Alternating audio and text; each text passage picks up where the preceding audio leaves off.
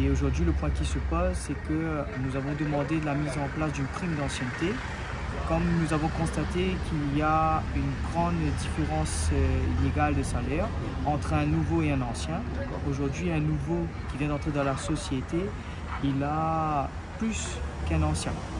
Donc sur les taux horaires, pour remédier à cela, les anciens ils sont biaisés, ils ont eu le ras-le-bol, donc ils ont demandé à ce que la société puisse reconnaître leur reconnaissance de leur travail, car c'est eux les anciens qui ont mis cette société à ce niveau aujourd'hui.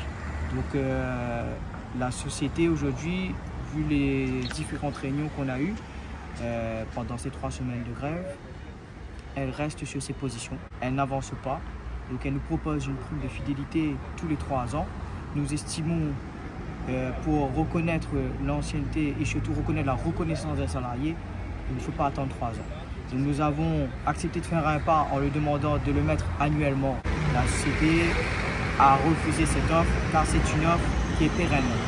C'est une proposition qui va être là à vie. C'était une proposition à 79 000.